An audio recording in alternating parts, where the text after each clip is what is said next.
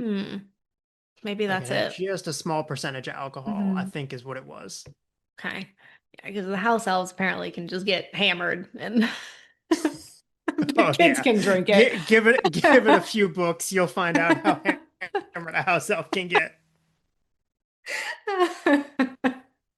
Oh That's not a man. joke, by the way. Yeah, I figured.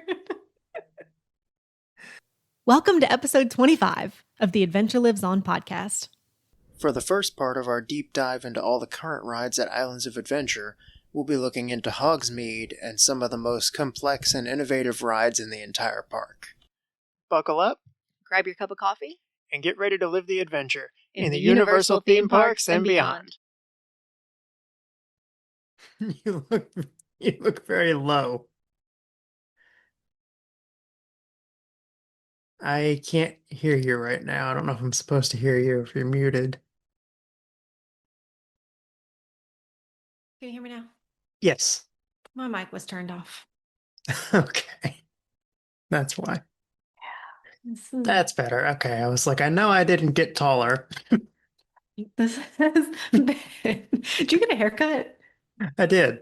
Yeah, chopped it all off. Nice. I'm about to do the same thing, actually, Are you? on Saturday morning. Oh, nice. Just in time to get on the roller coasters. Just in time. Um, cool.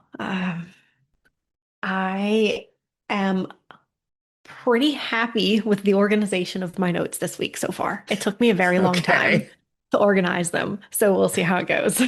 Okay, good. I'm excited to see what happens. I hope it goes well. I think it will. Yeah, I feel like yeah, it's gone pretty well so far, even without all the organization. So I think we'll be good. yeah. Let's hope so. Uh, well, we are now. Is this our first islands? Yeah, we're finally going Yeah. into our Islands of Adventure deep dives. So we're gonna work through one island at a time. Yes. Same sort of order, just like with studios, same order that we would go in if we were going there. So we're gonna Mhm. start with Hogsmeade and then work our way around every Yes. week. These will probably be a little bit longer because there's more in each island. And I guess the only other thing before we start, for one, this will be coming out the week after we get back from our trip, so we will Mhm. have a lot to talk about coming up.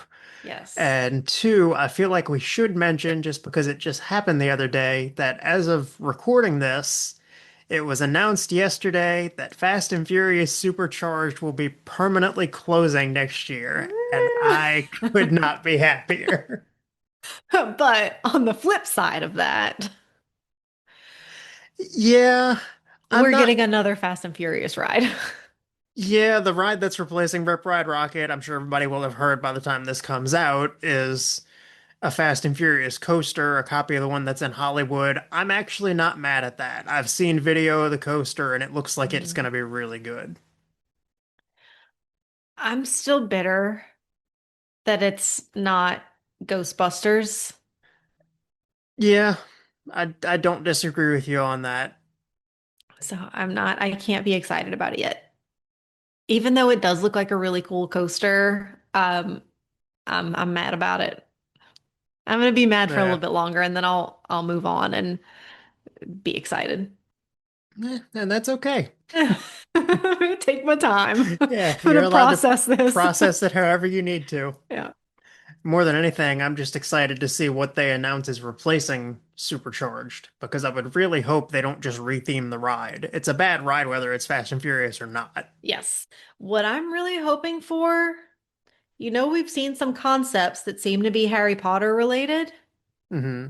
and it's awfully close to the whole Harry Potter area. Hmm. You think maybe This- they convert it to something Potter themed? I'm not gonna say I think they will. I'm gonna say I But you're hope they hoping. will. Okay. I heard a couple people throwing out ideas. Somebody said use the same ride system but make it the night bus, which like I could maybe see it, but it feels too slow for that. Yeah. Unless they were to, tweak it somehow. The other thing that I heard some people suggesting, because it's the only thing left of the San Francisco area, and they were saying the theming might kind of fit, is potentially doing something with Back to the Future, which would be cool. I don't know. Have we seen them remove anything and then bring it back though? I mean, Kong, technically. Well, yeah. A very different Kong. Different, but yeah, at least they Um, still kept the property. well, That's about it, though. they are coming out with a new movie though, aren't they? A new Back to the Future? Are they? Maybe I'm going crazy, but I could I have haven't sworn. I haven't heard anything about that, but that doesn't mean much. Uh, They might be. I don't yeah, I know. don't know. Maybe not. Hmm. We'll see. I'm sure Yeah. we'll start seeing maps and ideas and things. Yeah. Hmm. But anyway, Harry Potter. Anyway, Harry Potter. Um, so what do you want to start with?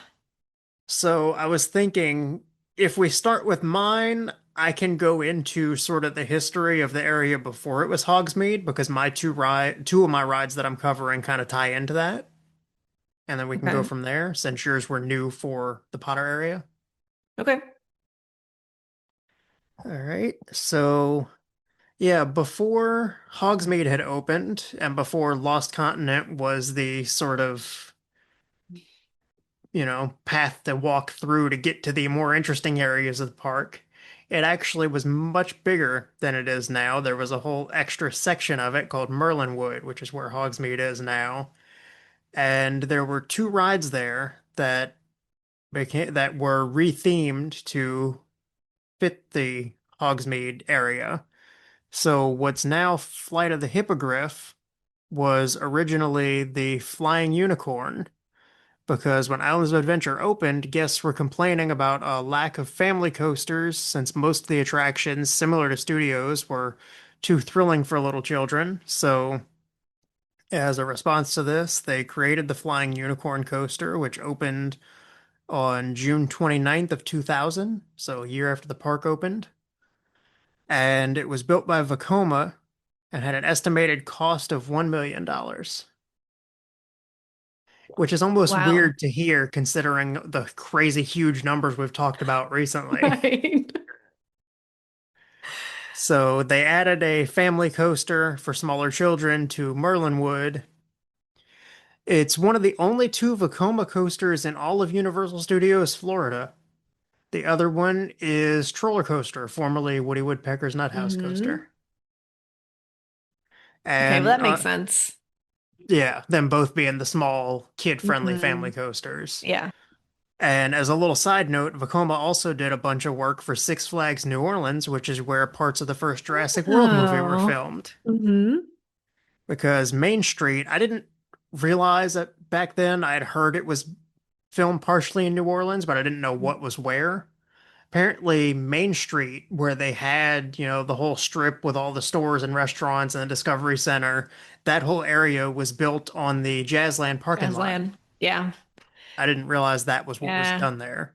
I had a couple of friends who were extras, Oh, that's cool. and I was out of town. I wanted so Oh, bad to do it, and I was in Colorado. I mean, Colorado was cool, but hmm. being an extra in Jurassic World would have been way better. Yeah. My dad had a coworker back then who was an extra in a bunch of movies. He was in that. I think he was in the control room somewhere. Mm. And he also took home some stuff that he was totally definitely allowed to take. And I'm sure. I definitely don't have any of the things that shouldn't have been brought home. Mhm. Yeah, I have a Jurassic World themed Coca-Cola like soda machine cup from the park. Like no That's really cool. universal branding, no trademarks or Uh-huh. anything, just Jurassic World prop from the set. Cool. It's one of my favorite things in my whole collection. Yeah, I can imagine why. But anyway, off on that little tangent. Mhm. Um, so like I said, the ride was essentially it was built back then and rethemed, so all the stats and everything are the same. Nothing has really changed other than the look of the queue and the coaster, like the cars themselves. So it's an 1,100-foot long coaster with a max height of 42 feet and a top speed of 28 miles per hour. Hmm. Which, I mean, good for a family coaster, but again, Yeah. I look at those numbers compared to everything we've talked about, and I'm like, oh, it's a baby. Yeah. A baby that's And older than all the other ones that we talked yeah, about. one of the oldest rides in the park. And it's 1 minute and 6 seconds long. Really? Yep. That's long for a little coaster. I was surprised that sounded short to me. Like it felt like it Well, lasted longer. I don't know. I mean, the werewolf is what, like 40 seconds or something? Curse of Oh, the Werewolf? yeah, that's true. Like 40 seconds. And Uh, a lot of these others that we were looking at seem to be like 2 and 3 minutes for a full ride. That's not a children's ride. Yeah, that's a good point. Mhm. Yeah, so 1 minute and 6 seconds long. Like I said, closed following the announcement of Hogsmeade in May of 2007. And it was revealed in September of 2009 that it was going to be rethemed to Harry Potter. So then we got it rethemed and reopened as Flight of the Hippogriff on June 18th of 2010. And the story of this ride takes guests through the Hogwarts grounds, past Hagrid's hut, and into the Forbidden Forest, where Hagrid teaches the students to ride a hippogriff using wood and wicker replicas, basically, before you get on the real thing.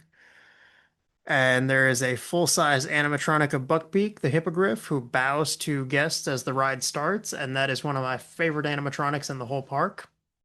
I love Buckbeak. Prisoner of Azkaban's my favorite movie of the series. And the ride has really surprisingly good views of the castle and Hogsmeade for being Yeah. such a small family coaster. In the queue and on the coaster itself, you get really good views. Do. And Japan got a copy of the ride in July of 2014, and then Hollywood got theirs April 7th of 2016, and it was the first outdoor roller coaster at that park. In Japan? Hollywood. Hollywood? Wow. Yeah. Hmm. And while Japan's was also a Vekoma coaster like the one in Orlando, the Hollywood version was built by Mack Rides. So not sure why a different Yeah, company why it handled it over changed. there, but I thought that was interesting. Yeah. And that is all I have for Flight of the Hippogriff, Flying Unicorn. I mean, I guess there wasn't a whole lot to say about it. Yeah. I figure again, we'll dive deeper into all the history of it and the details of the original version of the ride whenever we do that Mhm. episode. And then the next thing on my list is Dueling Dragons slash Dragon Challenge. Love it. I I think I mentioned last time we talked, I don't remember if it was on the podcast or not, that I actually never got to ride it Okay. because it was my first time there. I think this was after they had already stopped dueling, but I had gotten sick riding Forbidden Journey and then went to get on Dragon Challenge, made my way all the way through the queue, and was a little scared to make myself more sick than I was, so I decided to step out of line and wait for everybody. And so I'm standing sort of at the exit to the ride, just leaning up against a wall, waiting for my people. And a team member comes up and goes, "Hey man, watch your step. Somebody just threw up there." And that's my only experience with Dragon Challenge. Oh. Were we together in line for that? Because I feel like I We remember that happening. we may have been. I know we were at least together for a while at that part of the trip. Yeah. We did some of the Hogsmeade stuff together. We always had such a huge group. It's hard to Yeah, keep track of who was with us when, but I think I was there when that happened. Probably. I bounced back and forth between a few different groups of people that day. There was also Mm. one point where me and Carlos ended up hiding out in the Hogshead because we didn't have a third person in our group and we were trying to dodge the dodge the band Yes. directors. Yeah. So a little bit of background when we would go on band trip back in high school, the rule was that you had to have a group of three at all times unless you were with an adult um, chaperone. So if you got caught with only two people in your group or just by yourself, in Disney, the band director would make you ride It's a Small It's a World small world all with day, him all day, literally all day. over and over. Um, so fortunately, we never got caught. I mean, I always had people. I wasn't ever alone, but There fortunately, you were never got caught. Yeah, there were a few times I ended up by myself and I just had to be Oh careful. no. Yeah. I wonder what the punishment would have been in Universal. I can't think of one that would be bad enough that I would One redfish, bluefish, or storm, maybe. storm maybe. Yeah, that's a lot of spinning. I mean, redfish, bluefish would actually probably be a worse punishment because you'd be listening to the bubble noises all day Yeah, the bubble noises are and getting awful. And you and get getting like just wet. annoyingly wet. Yeah. Not if you listen to the directions. Mm. Yeah. I I think know. after a certain point, I would stop caring about the Yeah. directions. Just spitting in your face. Oh man. Anyway. But yeah, anyway, so Dueling Dragons was a pair of dueling inverted steel coasters that opened at Islands of Adventure on May 28th, 1999. They were built by B&M, who also made the Incredible Hulk coaster over at Superhero Island. And originally, the story of that ride, just briefly, was that guests had to choose between either riding on the back of the ice or fire dragons. There was Blizzrock and Pyrock, and it was actually the first set of inverted dueling coasters in the world. And at the time was the centerpiece attraction of Lost Continent, which explains why now that it's gone, there's not much there. Mm. And there were three near misses on the ride that are just 18 inches apart. Oh. And it has top speeds up to 60 miles an hour. So imagine being a foot and a half away from the heads of the people on the other coaster going 60 miles an hour. Yeah. And that's why they stopped That's why they stopped dueling. running them at the same time. Yeah, I do have some notes on that. Um, so to make sure that these near misses actually happened and the coasters hit all the same points at the same time, because the tracks weren't identical, Mhm. they actually weighed each ride vehicle after loading it. A computer system would weigh them and calculate when to launch each coaster so that they had proper timing. So, like if red was heavier, if it had more people in it or more adults versus more children in the blue one or whatever it might be, then red would launch second and they would time them out so that you pass each other at the right time. Wow. Yeah. I didn't realize there was that much to it. I figured they just both went and whatever happened, happened. Right. And each coaster was 3,200, excuse me, 3,200 feet long with five inversions and reached a height of 125 feet. Wow. Yeah. The Red Dragon has a top speed of 60 miles per hour and a 115-foot drop. And the Blue Dragon has a top speed of 55 miles per hour and a 95-foot drop. So the blue one was slightly less That's intense. intense. This ride lasted 2 minutes and 25 seconds. And Dueling Dragons closed February 27th of 2010, again after the Hogmeade Mhm. words today, after the Hogsmeade announcement, and was rethemed to the first task of the Triwizard Tournament in fall of 2009. So it reopened officially as Dragon Challenge in July of 2010. And the queue took you through the forest past the crashed Ford Anglia and into the champion's tent where you could see the Goblet of Fire, which the one time I went through that queue, the one thing I remember thinking passing the goblet is Man, I really wish I had a piece of paper with my name on it that I could throw in there because even if it would be burned into nothing, I could say that I did that and that's on that ride. Like a less dark version of the people trying to spread family members' ashes at Haunted Yeah. Mansion. Yes. I'll just drop a burned up piece of paper. Um, so yes, you go past the Goblet of Fire. Later in the queue, you'd pass the Triwizard Cup before boarding either the Chinese Fireball, which was the red dragon, or the Hungarian Horntail, which was the blue dragon.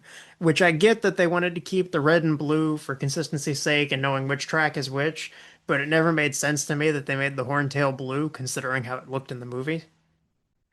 And and especially knowing what we know about Woody Woodpecker when they were able to strip down the paint. They could have so easily just made it a red track and a brown track. Yeah. There's no reason they couldn't have, and you'd still know. They would tell you, Hmm. do you want this track or this one as you're getting on? So Yeah. Yeah. Uh, and I don't remember them even changing the ride cars. I don't think they did. I think they just renamed them essentially. Yeah. Mhm. Yeah, I always just Mm. thought that was interesting. And once it reopened, it was still dueling in 2010 until two different incidents in summer of 2011 caused them to stop running both dragons at the same time. I didn't realize what exactly happened or how bad it was. Apparently, one guest lost an eye after being struck by a loose object. Ooh. As the coasters were going around, I guess somebody had something with them they weren't supposed to, fell out of their bag or their pocket or something and hit somebody else. So one person, from what I read, lost an eye, and another person, similar situation, got hit by something that, came loose. And I'm not entirely sure how this happens, but they had injuries to their foot, their arm, and their face. Wow. Yeah.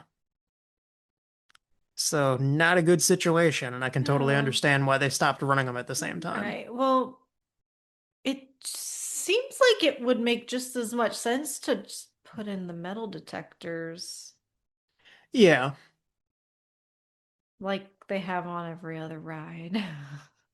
yeah, probably so. I mean, maybe it doesn't help that the ride was so old. Maybe they didn't have, Yeah. I don't know, maybe they didn't have it wasn't built for that, or they didn't wasn't in the budget. Who knows? Who knows? I don't know why they I'm didn't do sure it, the but two lawsuits weren't in the budget. yeah, no, I'm sure Do they we were make you empty regretting. your pockets or do we risk it and pay? I'm sure it was millions. Probably, yeah. Mhm. So in October of 2011, Dragon Challenge went from a set of dueling coasters to a chase between the two dragons to prevent further injuries. So they would launch one and then launch the other one, I guess, a few seconds later. So they would trail behind. And between the injuries, the removal of the simultaneous launches, and what some people considered a weaker story and theming than the original Dueling Dragons coaster, the ride got a lot less popular and didn't draw in as many crowds. And Mhm. when it was time for the ride to be refurbished and the tracks replaced, because I didn't think about this until I read it, the roller coaster tracks do have sort of an expiration date where eventually they will have to be torn down and replaced, which is what happened to the Incredible Hulk Mhm. around the same time, because they were both built with the opening of the park, both by the same company. And so the Hulk got torn down and replaced, rebuilt as it was. But with the popularity decreasing and the fact that it would have meant replacing two whole roller coasters, Mhm. that's when they decided to tear it down and put up something else in its place. Well, I can imagine too having after, adding Forbidden Journey to that land, why that coaster wasn't quite as popular. Yeah, they needed something that was more More impressive. updated, more relevant, more impressive Yeah. for the time. Mhm. Give me just a second. I think I heard Rocket go into the kitchen and there's Chick-fil-A in there still. Oh, okay.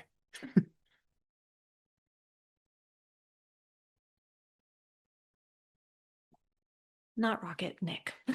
Oh, okay. Someone went in the kitchen. It was not the dog. Okay. So, yes, with all that in mind, Dueling Dragons closed, or Dragon Challenge, I'm sorry. Dragon Challenge closed on September 4th of 2017, which is crazy to me that it was open that long, Yeah. and was the first major attraction to close at Islands of Adventure. Wow.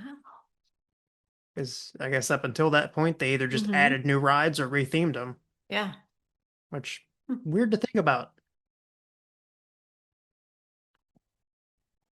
And so once that closed, the construction on a replacement for that ride started in January of 2018, and Hagrid's Magical Creatures Motorbike Adventure (TM) was announced on February 21st of 2019. Every time I hear that one too, I think of the Toothsome Chocolate Emporium and Savory Feast Kitchen. Yeah. Gotta be the same guy naming these things. Yeah, they really could have workshopped those a little bit. A little bit. So this was an interesting thing to me. I had never heard this or never put two and two together. The grand opening ceremony for Hagrid's was on June 11th of 2019, but the official opening day was June 13th, which is the anniversary of when Hagrid was falsely accused of opening the Chamber of Secrets. Oh. Yeah, which I was confused by that for a minute because I was like, no, that happened at Hogwarts and they're saying it happened in June. I was like, that's summer break. That doesn't make any sense to me. But then I remembered both Hagrid and Tom Riddle were orphans at that point, so they would have been staying at the school over the summer. Mhm. So I think that's what makes that make sense. Yeah. And on that opening day, between the large crowds and technical issues, which I'm sure you remember the technical issues, Yes, yes, very well. the the wait time reportedly reached 10 hours. Oh, Rocket being a menace. Yeah, being a menace. 10, yeah. I 10 out. remember watching it on TV. I did not see that, but that blew my mind. 10-hour Mhm. wait for a ride is Yeah. nuts. That's your entire day and then Well, some. by the time Nick and I went, we waited in line for 4 hours and it had been open for a little bit. Oh, wow. Yeah, I think the maybe. first time we went was maybe, well, no, it opened 2019, so it must have been that 2020 trip that we took that December. We we waited maybe 3 hours because it was supposed to be somewhere between an hour to 2 hours, I think, was the wait time, and then it broke Mhm. down for an extra like Three 45 minutes hours. to an hour. Yep.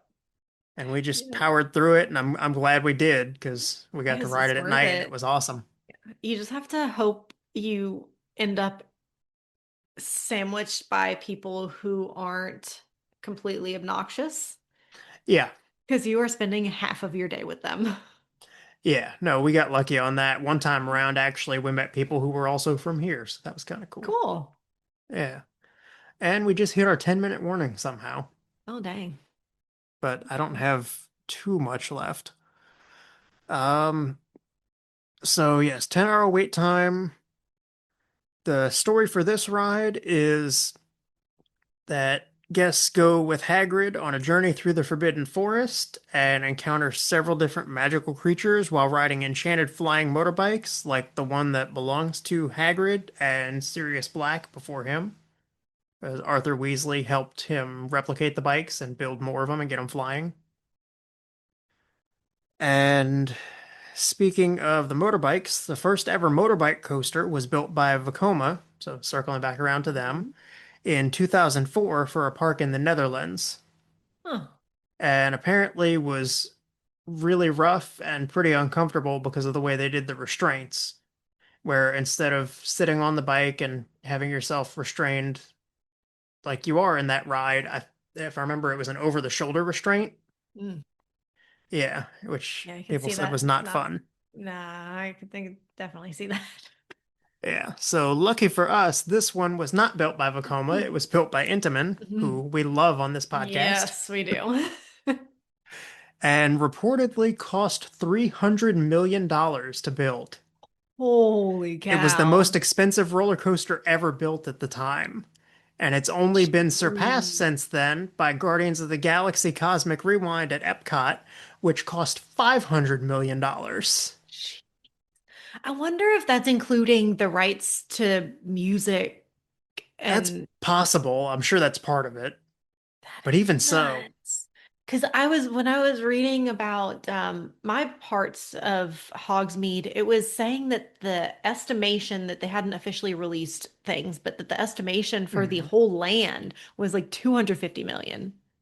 So Hagrid's cost More potentially than more than the the whole rest of land. Hogwarts, the rest of Hogsmeade, yeah. Well, you know what though? I feel like it shows. Yeah, It's a great ride. it And does, and you don't get honestly, half as sick on it as you do on Forbidden Journey. yeah. And I'll get into it in a second, but honestly, it's way more complex than I even ever would have thought. There's Which more to it than I explains the realized. breakdowns. Yeah. Oh, trust me, I'll get into that. So, it's the longest roller coaster in Florida at 5,053 feet long. It can run as many as 10 trains at a time. Jeez. Yeah. And you know the fun parts of the ride where you get to hit the purple button and you go really fast? It has Hmm. 7 of those launches, which is the most for any single roller coaster in the world. Yeah, I did hear that when they were advertising the ride initially. It's I like, don't remember hearing it, but that is incredible to me. yes. The purple buttons don't actually do anything though, right? No, but it's so Okay. much more satisfying when you hit them. Yeah. It has a max speed of 50 miles per hour, which I know there are faster coasters out there, but it still feels pretty quick. Yeah, and especially considering how you're seated. Yeah, the fact that you're leaning forward on the motorbike really helps the Uh-huh. sense of speed. Yes. And it's the first roller coaster in the US to feature a free fall vertical drop, which is nearly 17 feet. I did not realize you were dropping that far. Whoa. I didn't either. Yeah. I forgot about that the first time I wrote it. Uh, I didn't know about it. I hadn't like Uh, I had seen rumors and speculation about what it was going to be, and I heard about the spike that you go up before that, but that was definitely a surprise for me. So not only did I panic from the drop, but I also, because it was the Forbidden Forest, I immediately assumed, oh no, spiders. I'm about spiders. to be surrounded by spiders. This is going to be horrible. And then it was the Scroots, and I felt a lot better. Yes. The whole time I was just waiting for the spiders, the whole Mhm. ride. Yeah, I got stuck there You told me in the that, drop. yeah. It's stuck in the Scroot cave. Yep. I mean, there are worse places to be stuck. Yeah, It you could be could. like those people that were on Stardust Racers. Oh, yeah. Or you could get stuck at the end by the unicorn and learn for a Oh, half hour about how she's a mom. yeah, that did happen to us during COVID, actually. We got Oh, stuck by the unicorn. no. So then not only were we stuck by the unicorn, but during COVID, where you have to wear a mask on the ride in the Florida Oh, heat. great. So, Yeah, that yeah. was fun. I don't miss that. No, and then in addition to learning about the unicorn, you're hearing consistently, put your mask back on. Mm. Your mask must cover your nose and mouth for the duration of the ride. Uh-huh. Ugh. Glad we're done with that for now. Glad we're done with that for now. Um, yeah, so the vertical spike that I mentioned before the drop Mhm. track, I didn't realize that spike you hit is at a 70-degree angle. You are almost fully vertical. It doesn't feel like it. No, it doesn't. So you're at a 70-degree angle, and then you go backwards from there. And you know how I mentioned they will run as many as 10 cars at a time?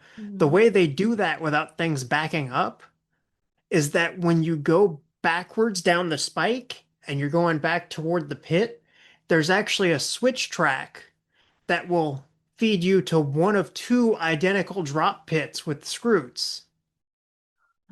So Oh. that way they can run a car, send it back down the left one, put another car up the spike, send it down the right one, and then by the time that one's there, the left one's gone, they can send another one down the left. And that's how they run them back to back Cool. like that.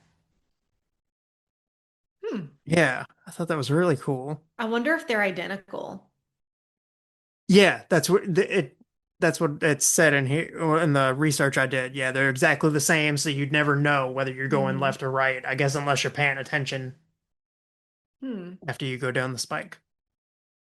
Cool. So yeah, two identical drop sections, and like you said, all of this combined makes for one of the most complex coasters in the world and explains the frequent downtime, unfortunately. Yes. Yes, it does. And this ride is 2 minutes 55 seconds long. And unlike most of the rides and most roller coasters in most places that use human operators, it's completely controlled by computers because of all the different complex things that need to happen along the way. Hmm. From the launches, the slowdowns, the track switch, the drop, and even just dispatching the ride vehicles from the station. It's all computer driven. Wow.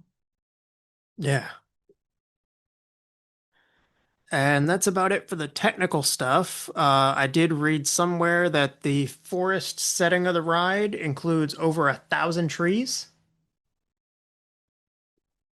which had a little flashback to our Grinch discussion. Uh-huh. Yeah. And this ride's also the first time we've ever seen blast-ended Scroots because they were mentioned in the books, but they never made it into the movies during Hagrid's Care Magical Creatures Yeah. lessons.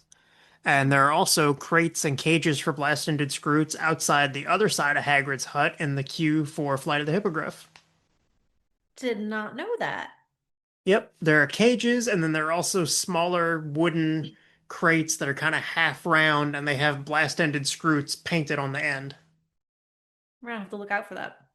Yeah, I actually remember seeing that the first time we went and thinking, man, I wish they would put the Scroots in something. It's a shame they weren't in the movies. We have a minute left. Oh, shoot. Okay. Let's see.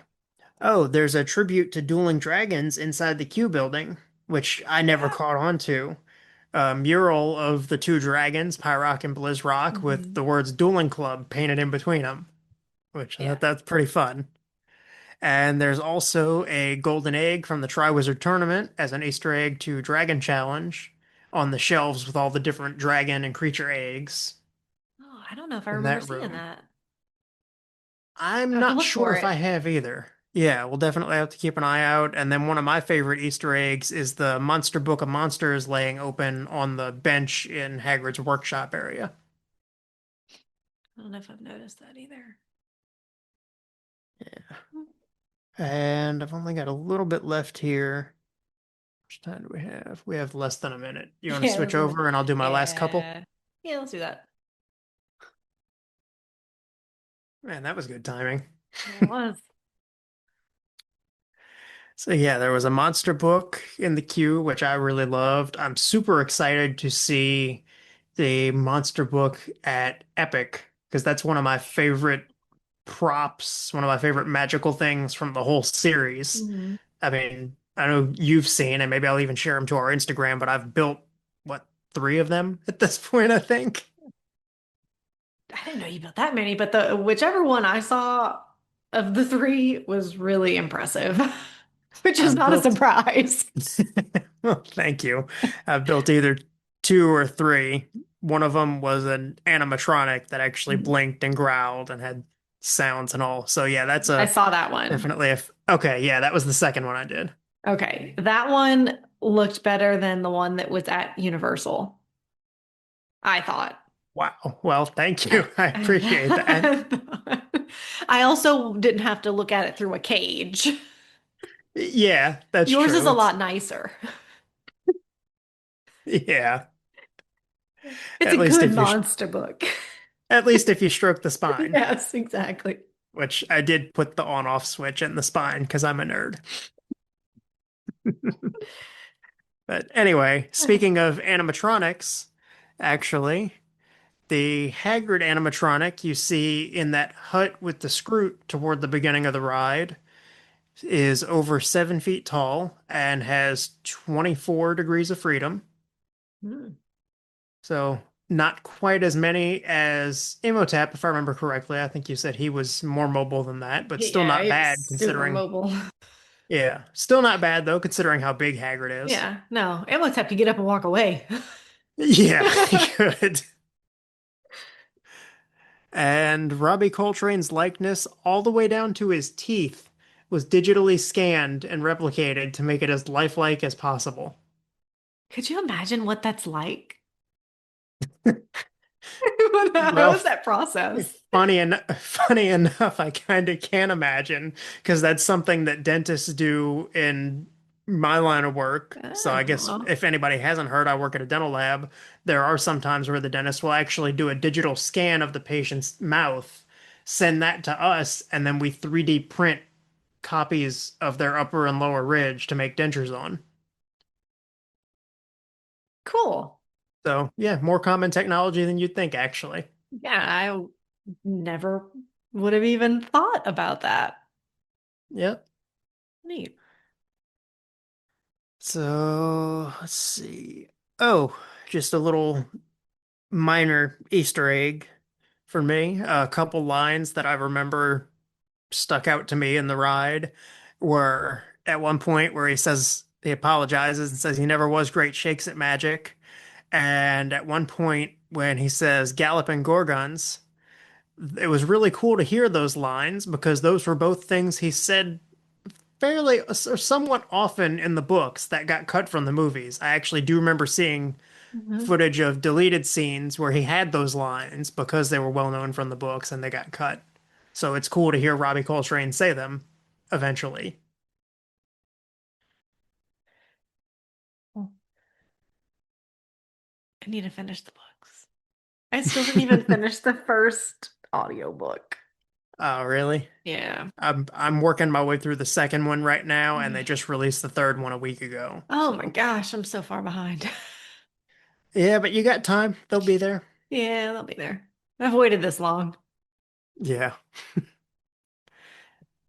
And I've got a couple more here. One thing that's both kind of sad and a little funny to me is that similar to what they did when the land first opened, how they were interviewing a lot of the cast and talking about, like you had said, what it was like seeing these places come to life for the first time and being able to go Hmm. get a butterbeer and things like that.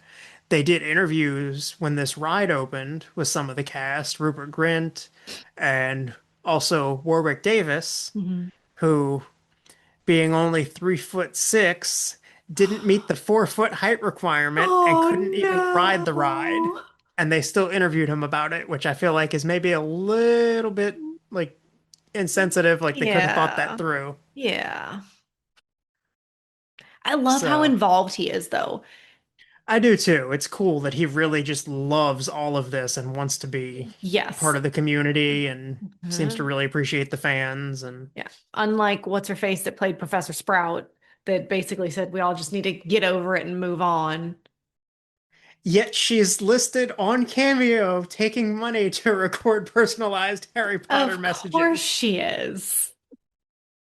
I thought that was a little funny. You sent me that Instagram post of her saying that it was for children and they needed to move on. And then you can give her, what was it, like $100 to Right. record a personalized message as a Harry Potter actor. I'm like, okay, you can say what you want, but you still want to make money from us. I get it. Yes. Hmm. Anyway, Anyway. we've gone on a lot of detours this time. Yes.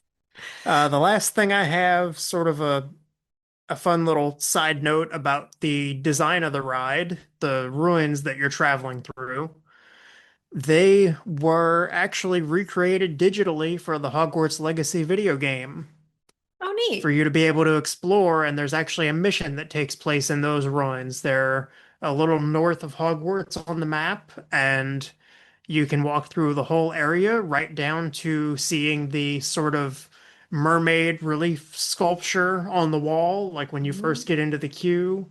They have the tower with the busted windows that the train goes through up over the top. So it's, basically the whole thing, but only Mhm. just more fleshed out because it's in the game and you can actually walk Yeah. through the whole thing. Do you remember before we knew what the ride was, when they were just as they're building it and they hadn't released hardly anything yet, and trying to figure out, okay, based on the shape of these, this part of the Oh, building. yeah. Trying to I figure was out if trying it to was going to figure be out like what part of was, Hogwarts or what it was. what it was gonna be. Hmm. Fun stuff. Yeah, it'll be fun to do that again for whatever's coming to Epic and then whatever they do with Supercharged. Yes. But that's all I have for my part Hmm. of Hogsmeade. Right. Well, I am covering the Hogwarts Express again Okay. and the Forbidden Journey, but I have a little bit of history on Hogsmeade. Okay. This, I think we might have talked a little bit about it, but I don't remember for sure. And if we did, I don't know if it was on this or what. But Universal initially pitched the idea of doing something Harry Potter related to J.K. Rowling back in 2000, which was the year the Oh, Goblet of wow. Fire book was released. So they hadn't even made it through all the books yet. Hmm. And they wanted to do a live action stage show at Universal Hollywood. And that one was going to be called Harry Potter and the Magic Talisman. And Oh, no. it was going to be Harry, Ron, and Hermione basically showing off all the things that they had learned at Hogwarts. And by the end of it, they're defeating Voldemort, which I think is interesting considering that's like the Goblet of Fire was coming out that year. So they're not even to the end of the series yet. I mean, I guess the books were Yeah. out, so you know what happens, but it just seems kind of odd that they would have him killing Voldemort before all the movies come out. Well, no, the books weren't even all out by that point if you said it was going to be Oh, in shoot. 2000. Right. Yeah, that's what I'm saying. Goblet of Fire. I'm thinking movie. Goblet of Fire book was just Yeah, released. Goblet of So we Fire didn't even book. know So what, Voldemort only right. just came We back. don't even know what's happening with Voldemort yet. And they're trying to kill him off in this Harry Potter and the Magic Talisman. Yeah, Um, you say magic talisman, and I'm like, oh, this already sounds so cheesy, like some random MacGuffin plot device that they have to find, or, yeah, but also fun, sounds like funny enough, very like foreshadowing of the Horcruxes. that's what I was thinking. Yeah.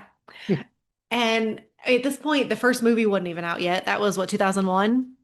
Yeah, you're right. Um, Whoa, whoa, that's weird to think about. right. So anyway, JK didn't want to agree to anything with anyone before she even had released a movie because that was already in Yeah, in the works. And the first movie came out in November 2001. So a few years pass, and then this I think is the funny part that I think we talked about is Disney approached JK yes. in 2003, and she actually signed a letter of intent with them. I didn't realize it was as early as 2003. That's, yeah, right. That seems Wow. so early, especially since she didn't want to do anything until the first movie came out, and the first movie had only been out for a I couple guess years. But I guess it was such a success that she Yeah, figured, might as well do just something. do something. Yeah. It's just, it's crazy to, oh, just Yeah, one other go thing I ahead. was going to say is it's crazy to me as well to think that she was talking with Universal at first in 2000. Had things gone differently and she said yes, like they practically could have opened islands with Harry Potter, just about. I Like it would have wonder come a what year that would at, have looked like you know what I mean? If they're talking about it that early, islands opened in in 99 and then 99. Yeah. by 2000 they're talking Hmm. about putting it in the parks. Hmm. Wow. It's nuts how long these things, like how long are they? like in working talks through and in the deal, development yes, before. before we ever hear about anything. What are they talking about right now that we're not going to hear about for another 4 years? Right. So that was 2003. They approached her, signed the letter of intent in 2004. And what Disney's plan was to create a mini land within Fantasyland that was going to have two rides and a Mm, restaurant. The first ride actually sounds pretty cool. It was going to be similar to Space Ranger Spin, but with wands. I don't know okay. how safe that would be. I don't know, but I don't hate it. No, I don't hate it. Um, but and there's speculation that it would have been a Defense Against the Dark Arts themed wand That's ride. a cool idea. I mean, obviously, this was before the movies or before most of the movies, Mhm. but what that makes me think is imagine you're going through blasting spells at like the Death Eater training dummies and stuff. Yeah, I think that would be cool. I think so too. I don't know how they would do it with the wands where you're not worried about hitting someone or dropping a wand. Would it be connected? I don't know. But anyway, it didn't happen. So, I um, think I know, not to get too far on a tangent, but I think I know how they could do it nowadays. You get a wand with a wrist mhm, strap like a Wii mhm. remote, and you do a ride similar to the new Spider-Man ride at Avengers Campus, where it tracks your arm movement to cast the spell. Because with Ah, Spider-Man, there's no device or anything. You throw your hand out, and it shoots a web on the screen wherever you're aiming. oh, It cool. tracks your hand movement. I It's like like Toy that. Story Mania without a gun. Uh-huh. Oh, I like that. I don't like having to Yeah. pull the little thing that Well, you for say that, bugs. but this Yeah, gets really tiring really I fast. can imagine. Also, now I feel like we're gonna have to clip that for Instagram. We're gonna have to. For anybody listening who didn't see it, I just flailed my arms around like I was on web slingers shooting webs on the Spider-Man ride. Anyway, Anyway, the second piece, and I do like this idea that Disney had. The second attraction, I said two rides, I meant two attractions. Second attraction would be a petting zoo similar to what Triceratops Encounter was. ooh, magical creature That petting zoo. that could have been really cool. Oh, now I want Universal to do that. I know. I wonder if they can. Come on, I mean, Like you've got a whole how fantastic long piece. does the idea have to like how far in the past? What's the statute of limitations here to take that idea? It doesn't have to be the same exact idea. They can put a spin on it. Yeah. Oh yeah, I'm sure they could. Do a Triceratops encounter themed to the Fantastic Beast within a rumpant. That would be neat. It's right there. You've already done it. Just Yeah. build it magically Can you in a imagine? tent that looks smaller on the outside. Oh, what if they would have done something like that in the circus show? I'm wondering if they did because Oh, maybe the they tent did. like the queue area, the tent you see outside looks Mm. really small. I'm assuming the rest of the show is actually inside that building. Yeah, yeah, it's got, but I mean like the being able to interact with the animals because at a Oh, I thought you were talking about the tent size yeah, thing. no, I think they did do that. I mean, I Yeah, didn't do any research, so I don't know but for sure, but interacting with the yeah, but creatures in the interacting with the show. creatures at the end or at the beginning or something would be really cool. I wonder if they I guess we'll see in we'll about a see week in a week. Yeah. or less than a week. Oh, Yeah, I'm whoa. excited. Uh, the one restaurant was going to be the Leaky Cauldron, Makes but sense. Rowling was not happy with the scale, only having those two attractions in a restaurant, and they didn't want to give her creative control, and she was Yeah. not having it, so she backed out. A year later, Universal approached her again, 2005, with a pitch by Universal Creative to change the Lost Continent to Harry Potter. Huh. And this changed theme park, like how theme parks would operate forever. Yes, it did. And I'm glad it did. Yes.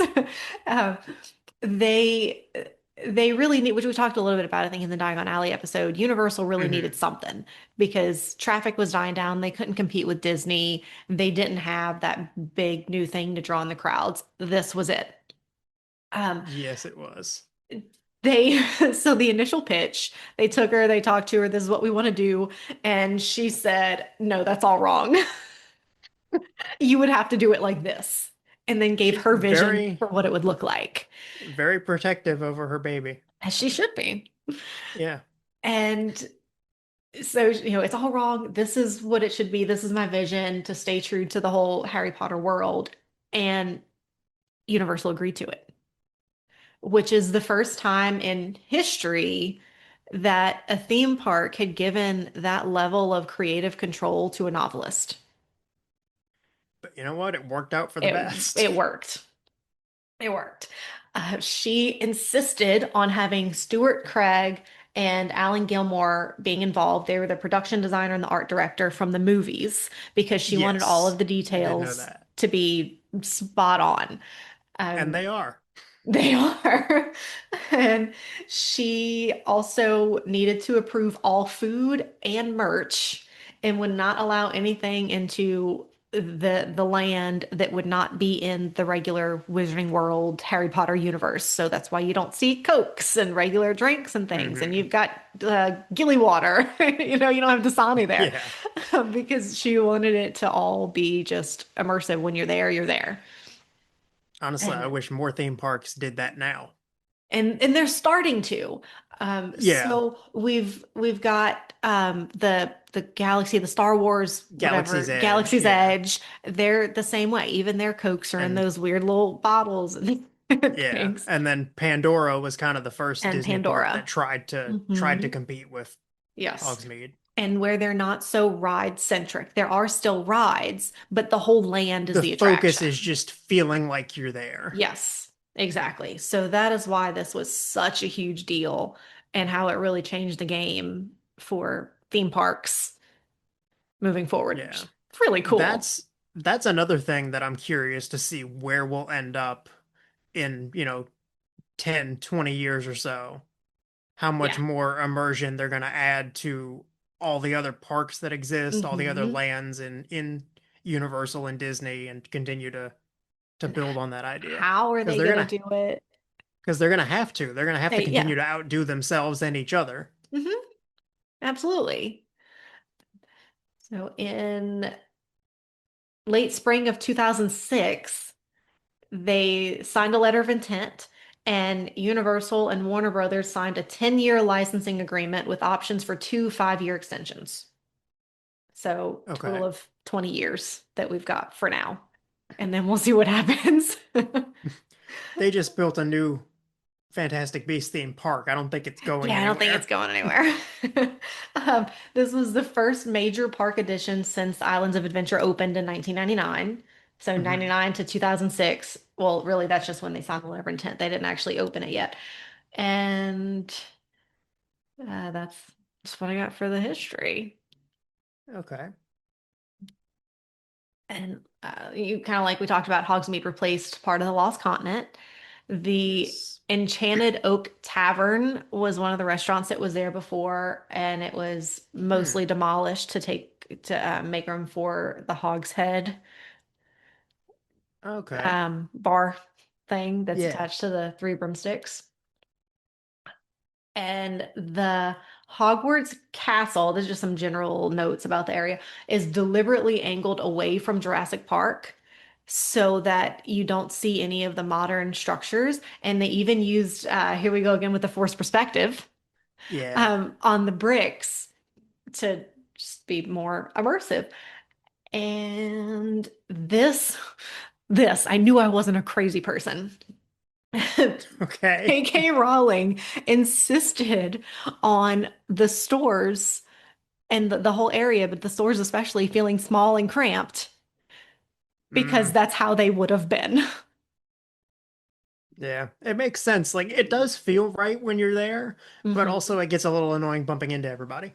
Yeah, I don't like being around a lot of people, and I'm claustrophobic, and I'm Me too. That's probably the most claustrophobic hmm place you can be is in in the those part. Yeah. stores at Hmm. Hogsmeade.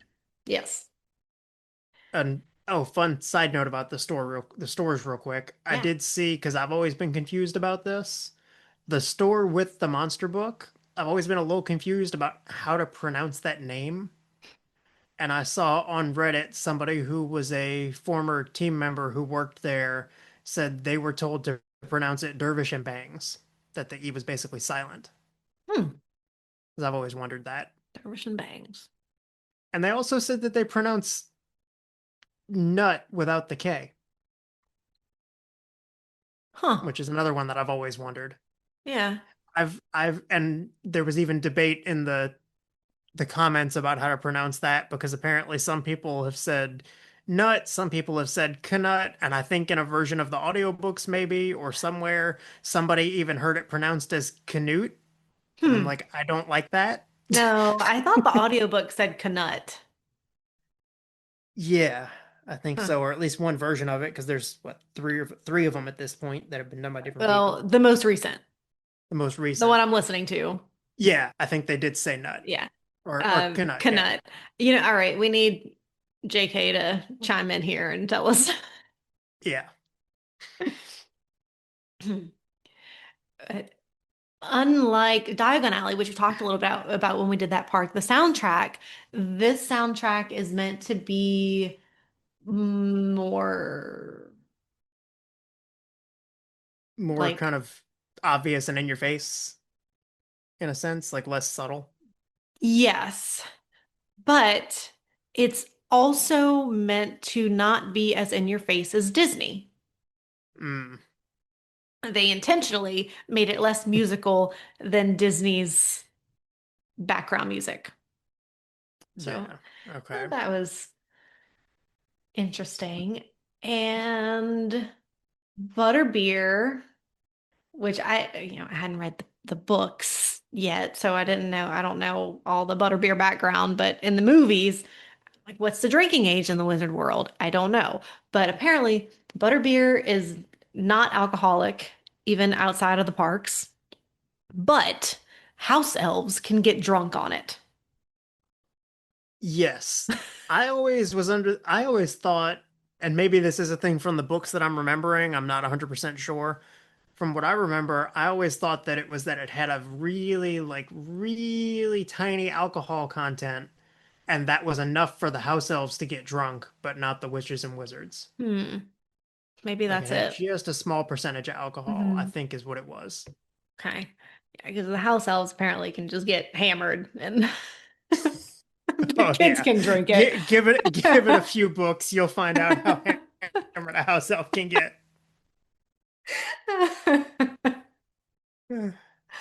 Oh That's not a man. joke, by the way. Yeah, I figured. Could you imagine them on their 221st birthday? Having one butter beer. Oh, anyway, um, speaking of house elves, I never noticed this, but the trash cans in Hogsmeade have little doors on the bottom of them for the house elves to empty the trash. I love that. I don't know how I never noticed that. But the house, they obviously can't reach the top. I don't know why they wouldn't just Yeah, use magic to, right. They could just levitate the bags out, but yeah. I guess why not make it But easier for them? yeah, so It's still little a cool doors so they can detail. pull it out the We'll have bottom. to we'll have to Hmm. look for those when we go. Yeah, yeah, have to look for them. But back to the butterbeer, it was designed the way it was to leave a foam mustache because in the books Mm. they, I guess, talk about the mustache. Yeah. Cool. Hogwarts Express. I don't have too much about this since I covered it pretty extensively in the other one, but Mm. as a reminder, it's not actually a train.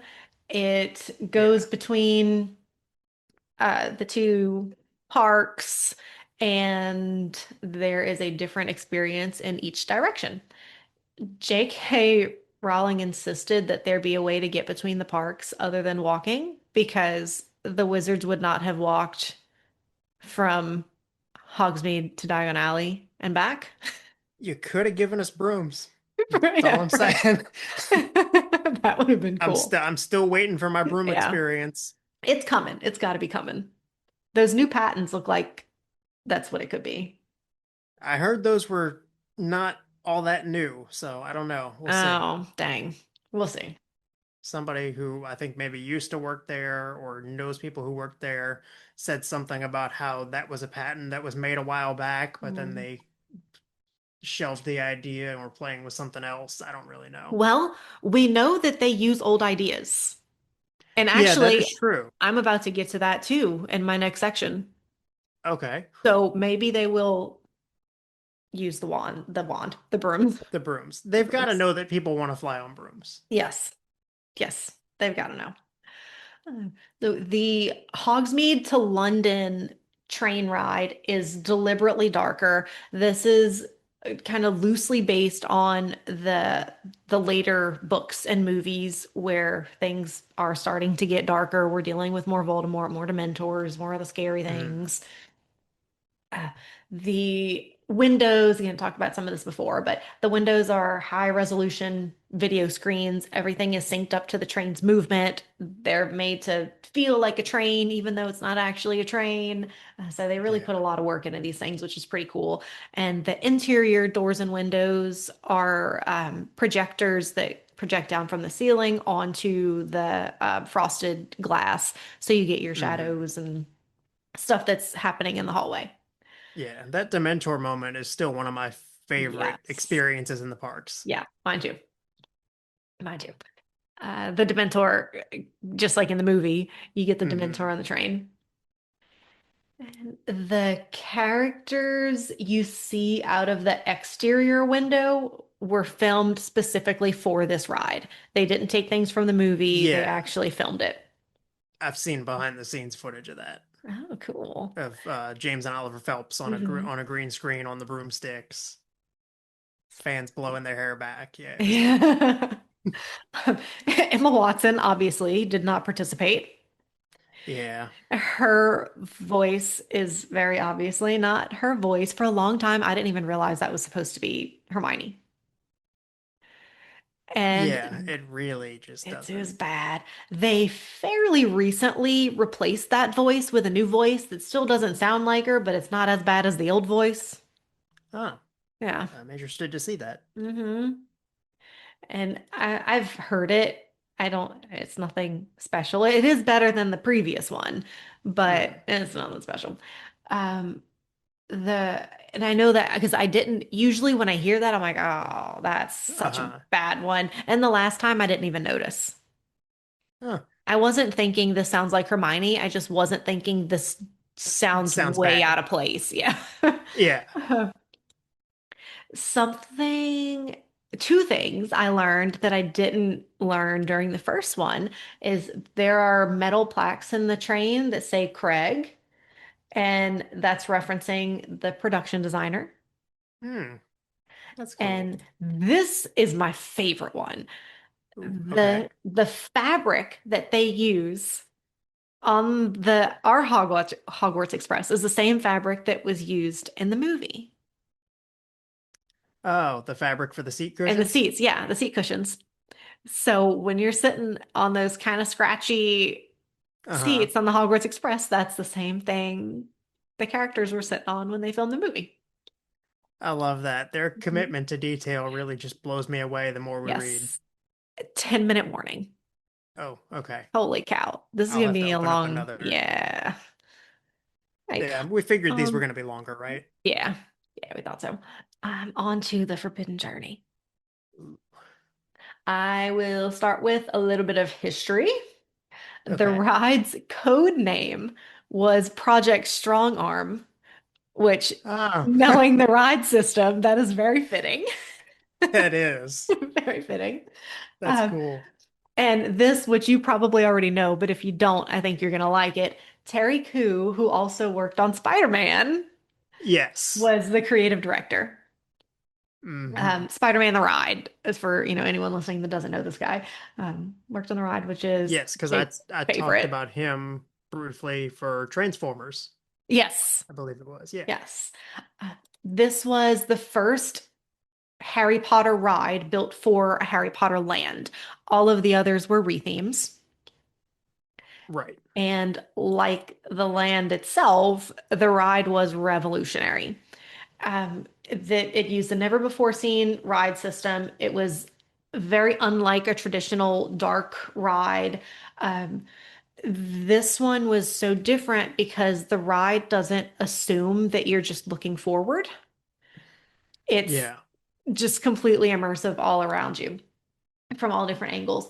Um, and something Rowling insisted on, which I thought was interesting, is Harry, Ron, and Hermione are guiding you because Rowling insisted the guest should not replace Harry as the hero. You are not the hero, you are flying with the hero. Makes sense. Yeah. Because a lot of Disney's mentality is you are the character in the Mhm. ride. It's why, like with their earlier rides, things like Snow White and Mr. Toad, people had been asking, where are those characters? It's you. You're supposed to Yeah. be taking on the role of the character going through hmm the story. Yeah. Rowling So was that's not cool that she. having that. Alan Rickman declined to participate, but the others who were there were actually filmed. Man, it would have been cool to And get him on yeah, it on the would have been. ride. Would have been.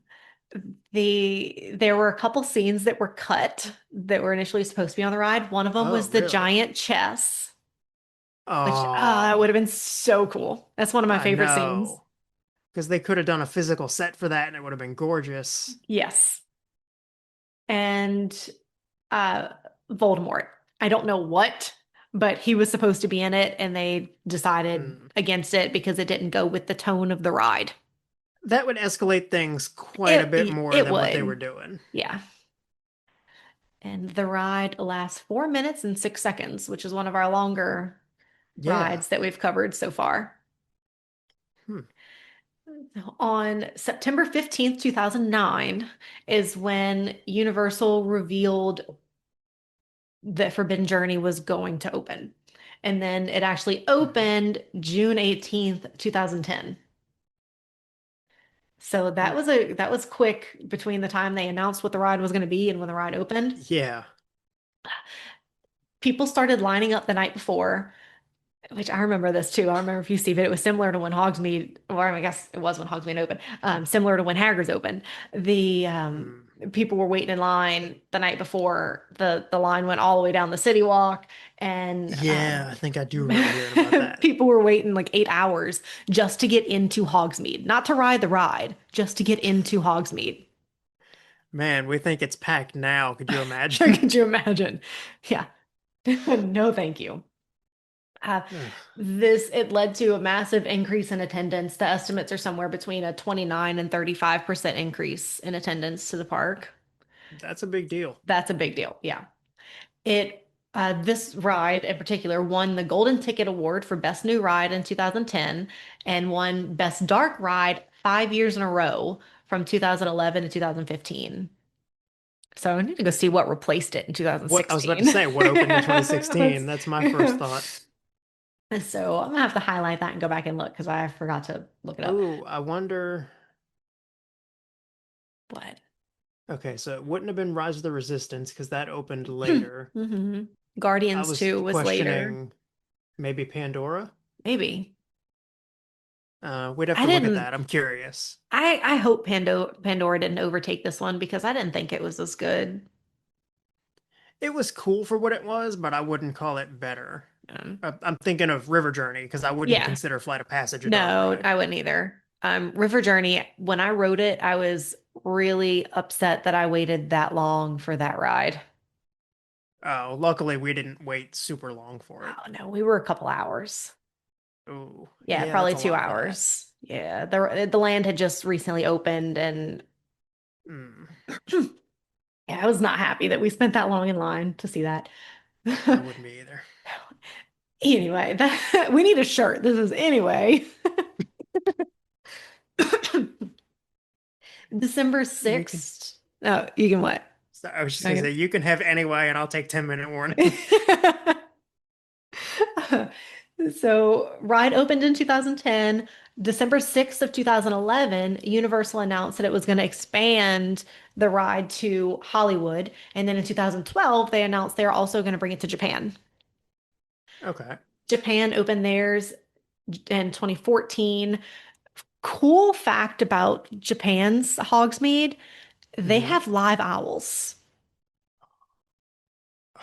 We that gotta live go. there. Yeah. I Japan just love owls. outdoes us. It just every time we hear something about Universal Japan, it just makes me want to go more. Every Like time. Yes. I I Mhm. oh I would love to be that close to an owl. Yeah. That would make my day. I wouldn't even need to get on a ride. I would just No, sit there and watch the owls watch all the day. owls. Just watch the owls. Yeah. So that'd Like be really cool the to see. that I mean the animatronic owls are one of my favorite things about the Hogsmeade in Florida. Mhm. What's funny about them, what I can really appreciate is their attention to detail. So much so that there's owl poop. The Yes. poop is one of my favorite details in the owl post. The scratches on the wood and the poop Mhm. dripping down. Yep, I love Yep. it. And for anyone who doesn't know, you can actually send mail from the owl post. I would love to try that. I would love to Yeah, me send a too. postcard while we're there. Yes. We need to bring postcards with us because when you get there, you can only buy them in big packs. Or I Okay. can't say big, it's probably like 6 or 12 or something, but probably more than like, what I want to send. Yeah, but the problem is if we go with our own Hmm. postcards, we're not sending Hogsmeade postcards. Yeah, I guess. It kind of defeats the purpose of it. Too bad we don't have podcast postcards. Oh, we got to work on that. Yeah, that'd be cool. That would be cool. Let's see. They and Japan, even though they announced Japan's opening later, it opened first. Hollywood didn't open Ah, until April of 2016. And both Japan and Hollywood locations for a point or for a short period had mhm. the ride in 3D. Oh, no. Yeah, It yeah. already makes me sick enough. No, thank you. Right. So the Orlando location is the only one that has never tried it in 3D. The Oh, other two good. did. You wore Quidditch goggles. It was 3D Quidditch Okay, goggles. that's kind of cool, That though. is I'm kind not of gonna lie. cool. That makes it almost worth it. But they took the 3D away because it made too many people sick. Yeah, I bet. I also read on the, sick topic that people get sick so often that they have gray t-shirts that they keep there that they give to people who have puked In on case you throw up themselves. on yourself. Yeah. Yeah. Uh, that's how you know a ride's rough when they keep That's replacement t-shirts for the guests. yes. Yes. Oh, We have less than a minute left, so let's jump back onto your other okay. one.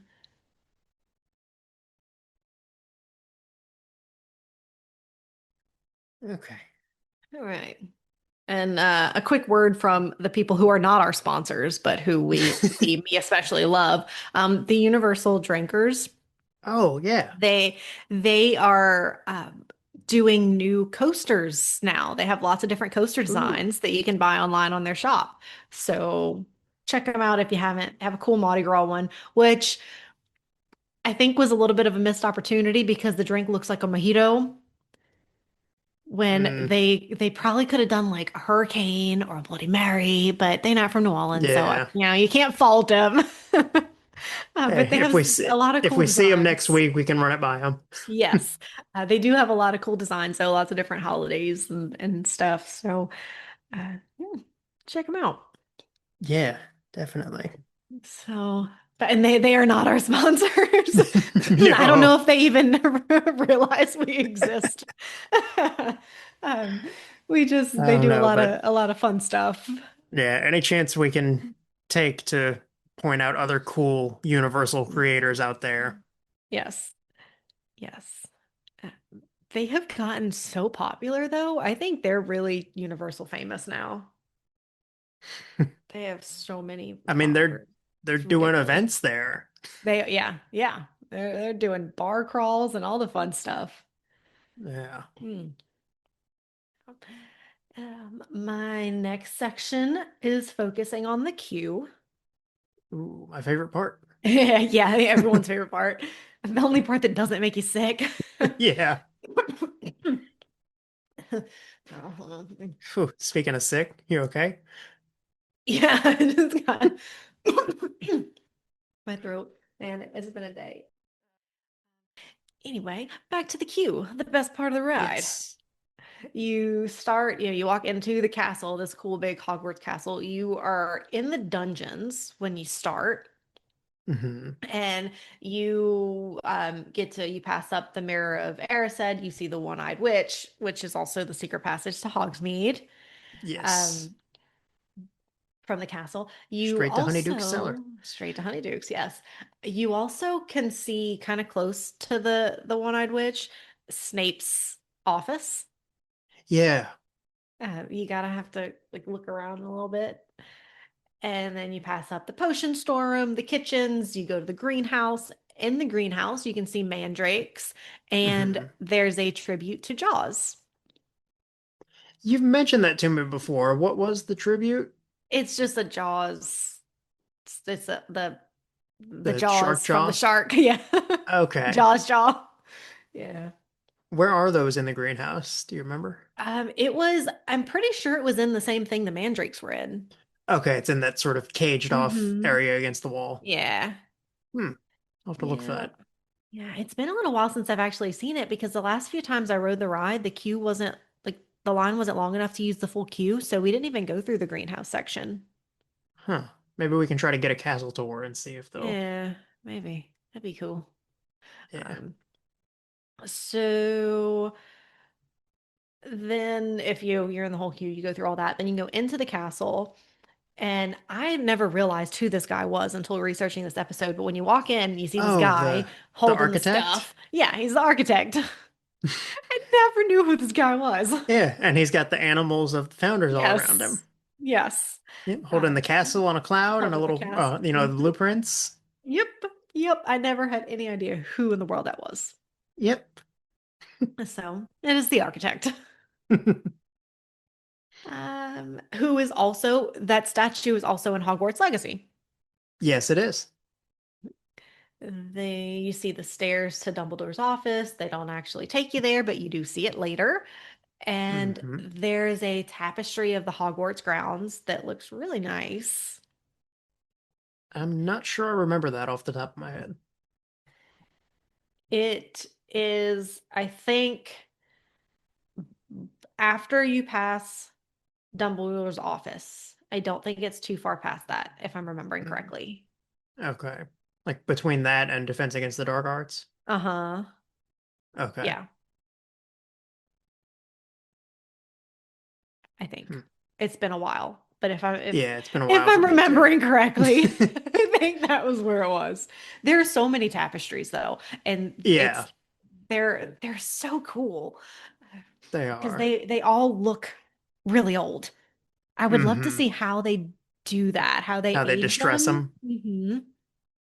Yeah, I Yeah, think I've said before, but that's my favorite aspect of theme park design is how they distress and age distress everything. things. I think we would both really enjoy the daytime tour for Horror Nights where we see how they built all Yeah. the sets because some of that the distressing and the just all the cool stuff they do that's temporary, I Hmm. think would be cool to see. Anyway, you pass through the portrait gallery, which is really cool because you get to see the moving portraits. And Hmm. that I didn't realize this was patented. The Oh, way they really? do their portraits. Yes, it was patented in May of 2010. They originally used multiple layers over LCD screens to alter the images, but today everything's digital. Uh, Hmm. they use specific lighting to make the screen lighting look the way it's Like, supposed so it's to. not as Like it's harsh and not, doesn't look like a screen. yep, yep. Yeah, I've actually, funny enough, I'm playing with a project right now to make my own moving portraits, and I got Mm. essentially like a laptop screen that I could Mhm. hook up to an HDMI cable and an SD card. And similar to what you were saying, my plan was to drop the backlight all the way down so it's not bright like a screen, adjust Mhm. the brightness and contrast and all. And then what I'm going to do to make it look like a painting and less shiny and reflective is put a piece of plexiglass in front of it with some matte clear Mod Podge and paint brush strokes. That's what they did. Yep. I'd studied how they did that and looked Mhm. for patents and things, and Yeah, yeah, that's what they did. That's gonna look it's cool. crazy. Yeah, it's crazy how well it works. Yeah, yeah. It looks so good. It looks so real. Um, the something I didn't realize is that the express line has a copycat portrait room. So there are Oh, a so lot that of way you can still sections see you them can even still if you see it. don't. Yes. Huh. And the four founders, their portraits are in the portrait room. Each of them Yes. has their house's Horcrux in the portrait with them. So Oh yeah, um, they do. Slytherin has the locket on. Rowena Ravenclaw is wearing the Has the diadem. diadem. Helga Hufflepuff Hufflepuff's is holding holding the the cup. cup, but Godric Gryffindor is holding the sword of Gryffindor. Mm. So not a Horcrux, But but it's still very his important. item, Yes. his house founder item. And Yes. Slytherin, of course, is arguing with everyone. Yes. Yes, he is. They talk to each Gotta other. be, yeah, gotta be For anyone who difficult. doesn't know. Yes. Uh, they yeah, they're cool to watch and listen to. And I like Hmm. that the express line has that copycat area as well. Because in the express line and the single runner line, a lot of times you miss out on a lot of the cool things in the Yeah, queue.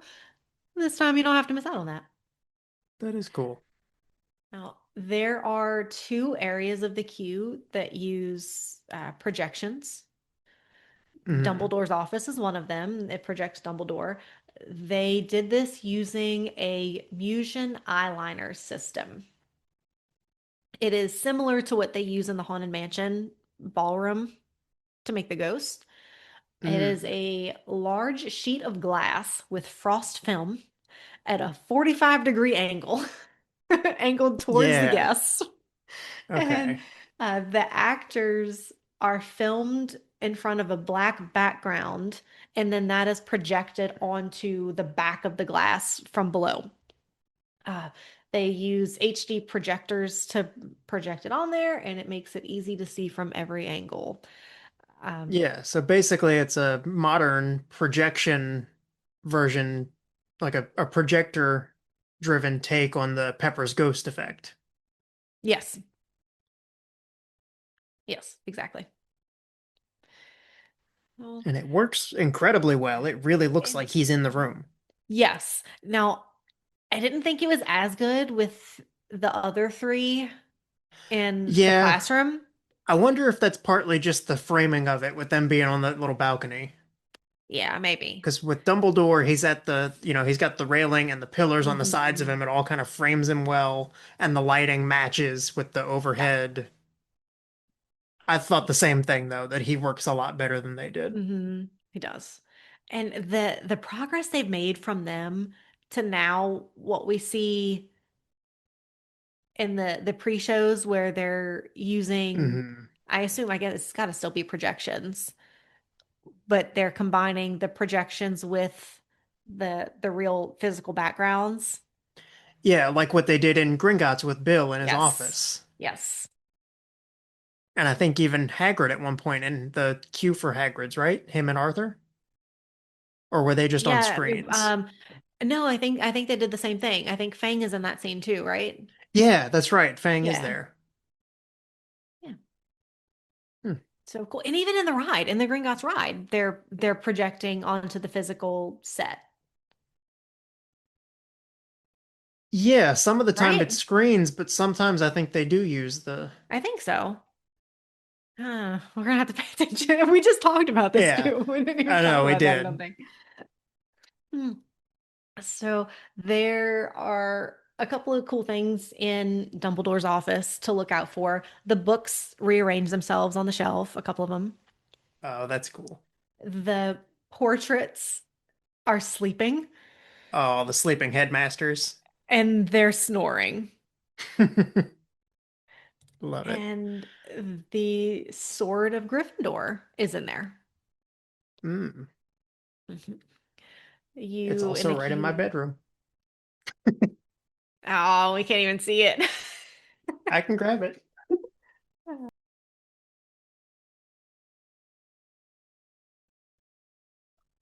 Cool. Why don't you bring that in the parks with you? It's oh yeah, that'll get past security. Security. Okay, the green screen doesn't want to show it too well, but oh, it's the full sword. Full scale. Yep, three-ish, all three-ish feet of it, or whatever it Three-ish. is. Anywho, You can, if you can't see Jake's, you can also see it in line in the queue in Dumbledore's yes, office. and in Godric Gryffindor's portrait. Yes. Then you also get to see the Defense Against the Dark Arts class, which is where you see the projection of Harry, Ron, Mhm. and Hermione. And at that point, which I guess I didn't even say, the reason you as a Muggle are in the castle is because you're learning from the dead history professor about um, Hogwarts and the magic stuff. Uh, well, Harry, Ron, and Which Hermione intercept. Oh, go ahead. I was just gonna say, which good thing you don't make it to Professor Bin's class, because that'll put anybody to sleep. So the the trio intercepts, they got their invisibility cloak, they take you to go watch a Quidditch game. So that's where you go from here. But anyway, in the Defense Against the Dark Arts classroom, there's some cool things. So it used to, and I didn't Google to see if it still does, but it used to snow in there occasionally, which was my favorite. Yeah, because Ron accidentally made it snow, right? Yeah. So I assume it still does, but it's been a while. So, and I didn't Google to find out for sure. But that's always cool. The classroom also references all of the previous Defense Against the Dark Arts teachers that we've learned about. So you've Yeah, got I thought Lockhart's so. books Hmm. and the dragon skeleton that's hanging from the ceiling that the The one that the pixies, Pixies crashed down. destroy. Yep. Yes. The candles that Lupin had, the ones that look like The spine bones. ones Yeah. Mad Eye's walking stick, and there's a spider that looks like the spider that he that was he did using in the the unforgivable class. curses on. Yes.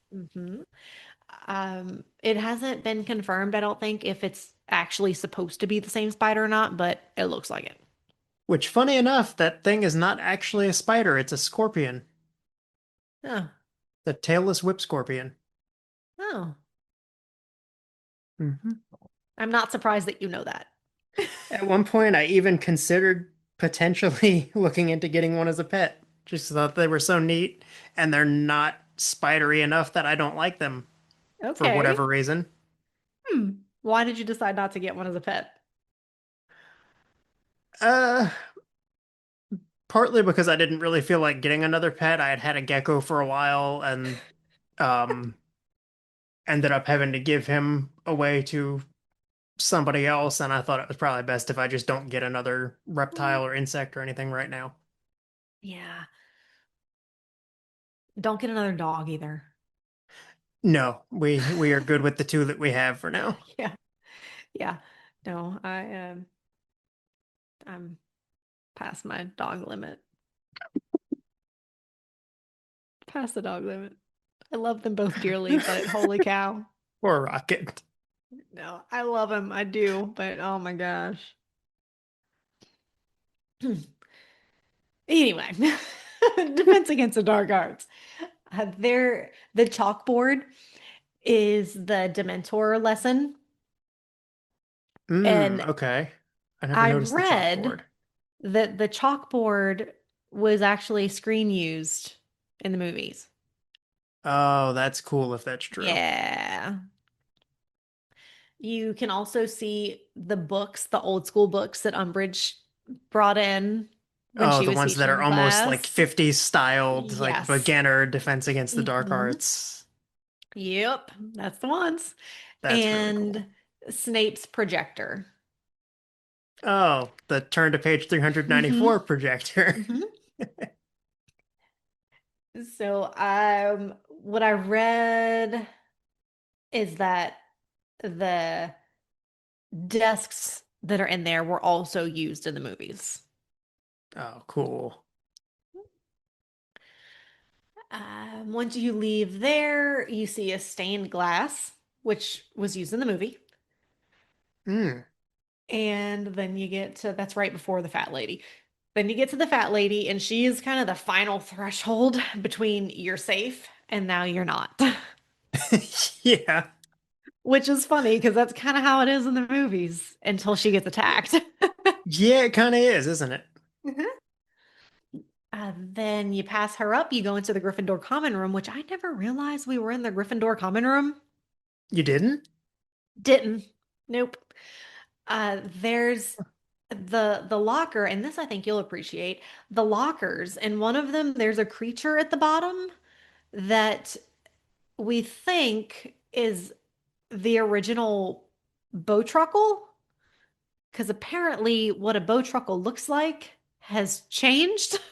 I did know that, but I'm not recalling this creature. It's at the bottom of one of the lockers. Okay. So we'll have to look at it when we go the next time.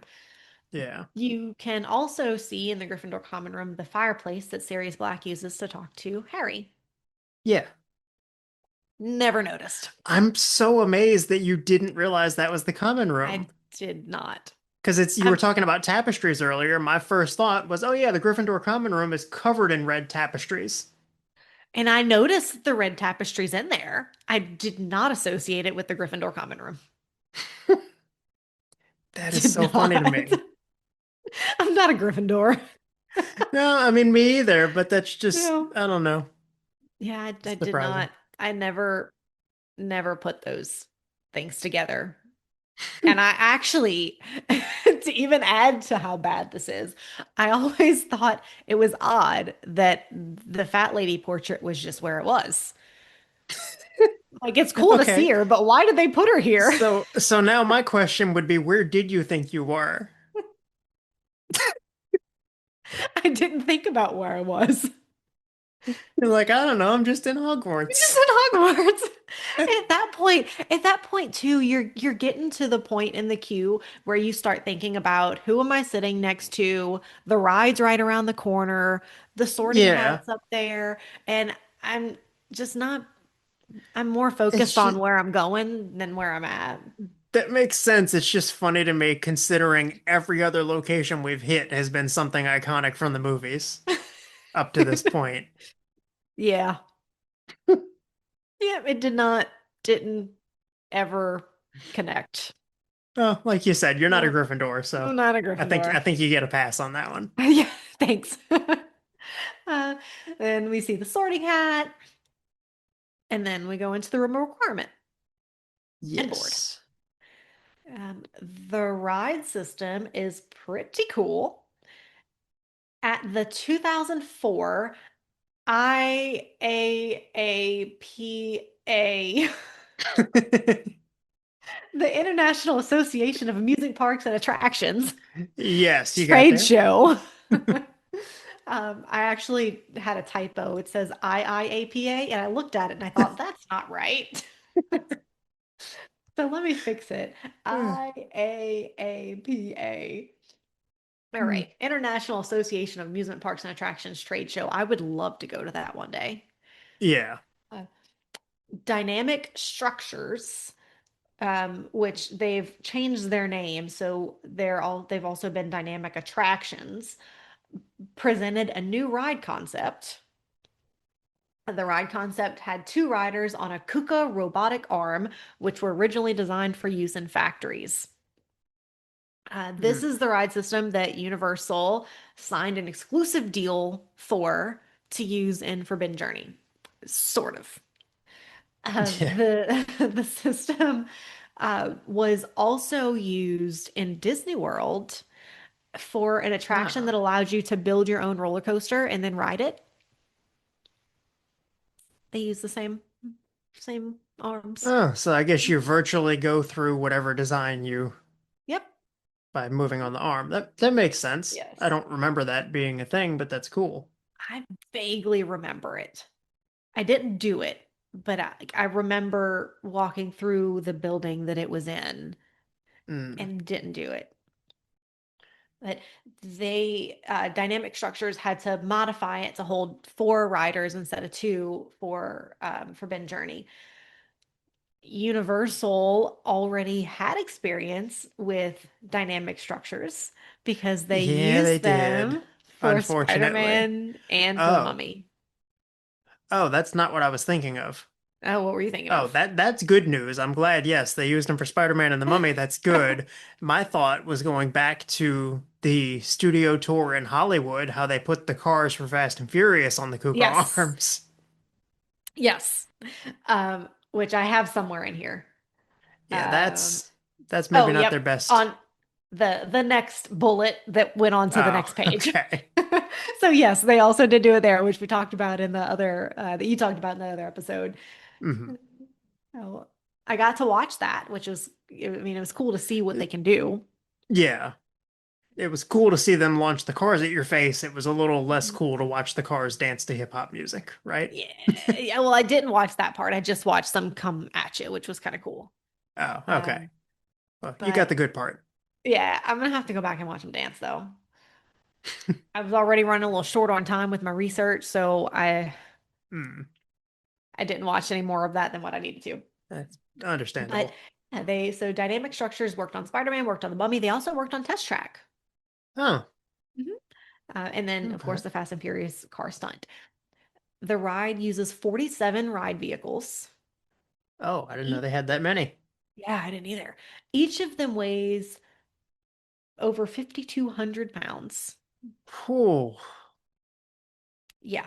So those arms have got to weigh a lot because the seats are made of fiberglass, which is Yeah, pretty the light. seats are not going to be that heavy. Those are No. some serious arms. Hmm. Yep. They have a max reach of over 9 feet. Wow. And the accuracy, which is nuts, and this comes from Kuka's website, the Hmm. accuracy is within the thickness of a human hair. I mean, that makes sense if they were built for factories to do, Yeah. assembly work. They would Hmm. have to be. Yes. And that's nuts, which is what Yeah. allows the Dementor to get as close as it does because it is Ugh. also on a Kuka arm. Oh, okay. I was So wondering how both of that. them, both of them do So that. that's why you get so uncomfortably close to it. That is exactly why. Yes. The arms can also pause and reverse if they notice there's an issue, if they get too close to something that they shouldn't be too close to. Oh, well, that's good for our dangling legs. Yes, yes, it is. They are also dust and water resistant. Also good. Yes.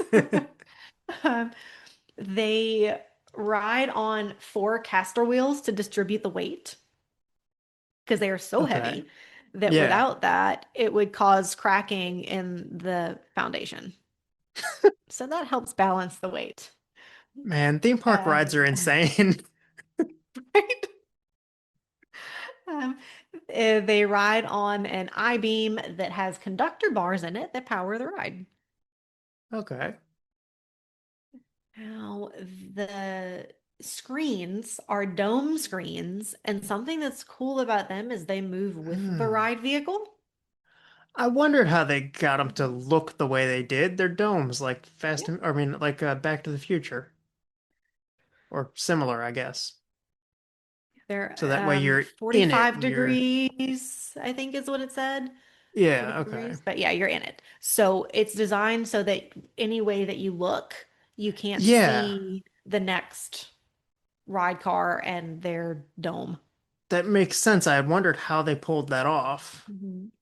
Huh. Yeah, which I think is part of the reason why people get as sick as they do, because you're Yeah, that moving and the thing's moving, but neither of you are moving the same way that the screen is showing you. so even though you're seeing the movement, your brain knows something's not right and it's throwing Uh-huh. off your, Yeah. yeah, that makes Yeah, sense. that's my guess. Similar reason why didn't you say Simpsons makes you sick? So sick. Yeah. Well, moving on a platform on front of a dome screen. Yep. Yep. I've learned though that if in the Forbidden Journey, if I lean forward, I don't get as sick and I can Huh. actually ride the whole ride and be okay. If I'm sitting back though and just letting it do what it's doing, I'm sick. Hmm. But more on that later. Okay. So now we're coming back to reusing ride ideas. This ride system was initially going to be used for a Van Helsing ride that was going to be put in the Lost Continent, Ooh. which the movie was a complete flop. I love it though. Rotten Tomatoes does I'm not not. gonna say it was great, but I love it. Well, we almost got one of those. I And would not have been mad at that. they ended up not using it and used it for Forbidden Journey. Mm. The Journey into Imagination at Disney World, before it was with Figment, when it was just the Journey into Imagination, used Uh-huh. a very Ooh. similar type of ride vehicle or not ride vehicle, but ride concept where the ride car moved with the show. Hmm. And it's almost Oh like a shoot, 10-minute carousel. warning again. Oh my gosh. Okay, well, I'm almost done. Um, but the ride moved almost like a carousel, and this one is the same way. It's like a carousel where Mm. you move with your screen all the way around the thing. Uh, Okay. that Journey into Imagination was very much ahead of its time, and this ride took a page out of its book. So there's also a stationary platform that any of the ride vehicles can move onto if there's someone with mobility issues or VIP that's not going to be in the regular line, or someone with a service dog. They, one of Oh, the the ride stationary vehicles, bench you mean separate, right? Like when well, you're getting on? when you're getting on, yeah, because the Yeah, platform my moves as you're getting my on. mom has used that. Oh, cool. Yeah. All right. I haven't experienced it, but I haven't either, but my mom and dad rode it by themselves last time we were all there, and that's how they got okay. on. Yeah, so if you are blind, Yeah. they'll move it for you. So there's a stationary platform because when you're boarding the ride, the platform's moving similar to like Haunted Mansion, where you keep Yeah. moving and step onto it. So any of the 40 whatever 46, 47 ride cars can move to that platform. You board, and then Okay. it gets back into the line. So here's what I was getting to with how I don't get sick. Hmm. There's a hole that blows air out of it on the front of the thing where you sit. Where the benches are, like over Yeah, the. that's it, the benches. So the front, when it comes down, that top front thing, Hmm. it blows air right in your face. And Okay, so if you lean that to into help it, with nausea. Yeah. So yeah, if you're all the way back, you're probably not going to feel it enough for it to do any yeah, good. I've never noticed it. Mhm. But you lean forward, that's right in your face. Huh. I'm gonna Mhm. have to try that. That might make it Mm, more bearable. yes. It helps me out a lot. Yeah, I just got to remember to put my head back in before the spider jumps out of this. I've got a fun fact on the spider too, just for you. Uh-oh. So on the ride, this I haven't noticed, but I'm gonna have to look for it next time. As you're leaving the astronomy tower, you can see Ron's and Harry's shadows flying up with you on their brooms, Oh, really? apparently. Hmm. I've seen videos of it, but I also read that sometimes it works and sometimes it doesn't. Hmm. I guess it's not like a top priority if it's not working. Yeah. So you can see them. The dragon is the Hungarian horntail. There aren't Yes. any official um, size numbers, I guess, put out on it, but it is estimated to be about 20 to 25 feet long, with Okay. its head being about 6 to 8 feet from the tip of its snout to the all the way to the back Back of of its its head. skull. That's pretty So big. that's a big dragon. Yeah. Big dragon. The Whomping Willow, if you look down, so we're gonna have to try this next time. If you look down, there's apparently a smashed um, bench, like ride vehicle, at the Oh, bottom that's of the Whomping cool. Willow. And the branch that's swinging is on a Uh-huh. kook arm. Oh, no way. They're really making use of these things. Yeah. I Um, mean, they might as well when they've got an exclusive agreement with you them. might as well. They or we fall, which I always this is another one that didn't click. The part where you fall into the Chamber of Secrets. I'm like, what the Uh-huh. heck? I just fell in a hole and I'm in the Chamber of Secrets. It didn't They make they sense to f- me. they flew out of a hole to get out of the Chamber of Secrets. Yes. And that's the one you're falling into. Yeah. And it just it didn't click. Just like the the common room, it didn't click until I read this. You're like, this isn't a bathroom sink. Yeah. Yep. So it's the same way that Harry, Ron, and Lockhart escape by flying out of the Chamber of Secrets. That's how you fall in. The basilisk skeleton that is in there is the one that they killed in the movie. hmm And the What's with the Dementors, what's with the white light the with the white light. skeleton? If I'm remembering correctly, didn't they have like fog pouring out of the skeleton's mouth and there was like a flash of light? It almost reminded me of like a Patronus effect or something. Am I The remember? one that has things projected onto it. I don't think There's like a so. I think it was fog before that. wall. Yeah, but I thought before that I remember seeing some kind of like lighting effect with the snake skeleton and wondering like why is that? And I could be totally wrong, but You might not be wrong, but I don't remember that. I really thought I remembered there being and thinking like, okay, what's the point of that? The snake is dead. It's not. Hmm. I don't know. We're gonna You can have to keep pay going. extra attention next time we ride. You can keep going. I'm gonna try to look it up while we're talking. All right. The this I thought was is a bummer. The Dementor room was supposed to have a lot more Dementors. I heard something about that, that apparently Mhm. you can see the other Dementors behind Yes. the ones that do get you. And on the ceiling, you can see Yeah. them. They're just kind of up there hanging. Yeah. So Warner Brothers thought they were too scary. Hmm. So you just get the one. The That would have arms, been the one so that we cool, though. do, yes, yes, it would have been. The one that we do see, his arms were removed because J.K. Rowling thought the arms made it too scary. So at the other parks, the Hollywood and Japan, they have their arms. In That Orlando, we don't get makes arms. that makes so much more sense. The where I saw the picture of the other Dementors was in a Reddit post, and somebody was saying, "Oh, look, they have Dementors that actually have their arms back there." And I Yes. remember thinking, "I don't know what these Mhm. people are talking about." So that makes sense. They took the arms off. I always figured that it basically just was like it flew at you like that with its arms Right. down. Yeah, that's what I always thought. But nope, It just doesn't have arms. they cut off his arms. That is an interesting choice. Yes, I agree. Uh, the Dementor is also on a Kuka. hmm And again, that's how it can get so close to the ride vehicle.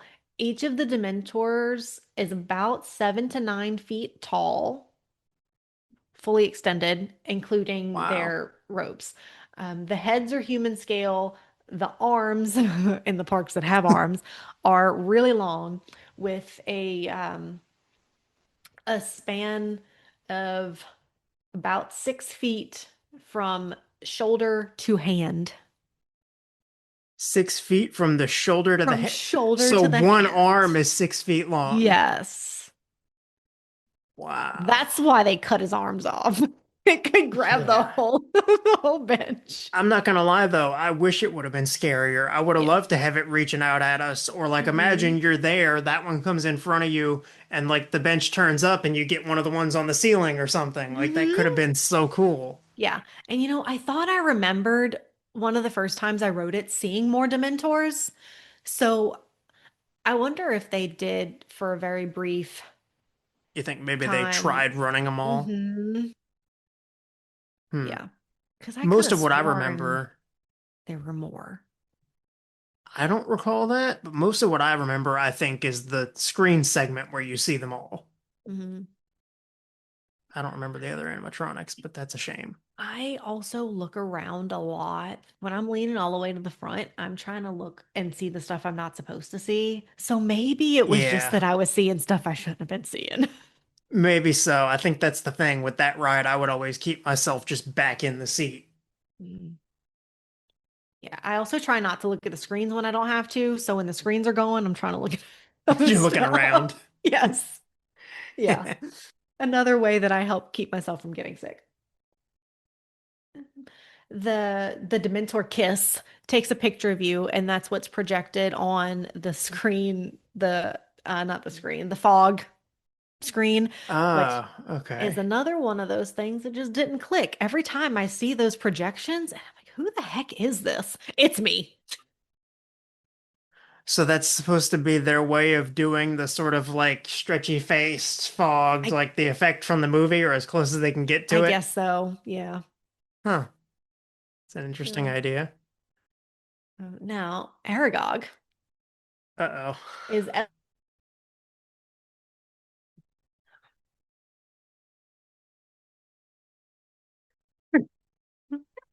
I really thought we had more time than that. Zoom said, "Nah, Jake doesn't want to see the spiders. Jake doesn't No, want to know about the spiders. We're gonna cut it we're off gonna, yeah, there." we're done. Aragog is cut. That was perfect timing. Like, no, no spiders for me Nope, tonight. not today.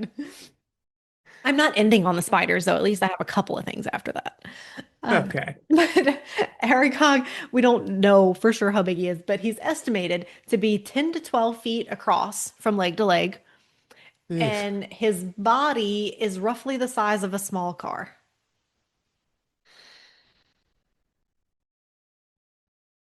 So remember that next time we're on the ride. I don't like it. Um, Now we can end on a good note. The gift Although shop.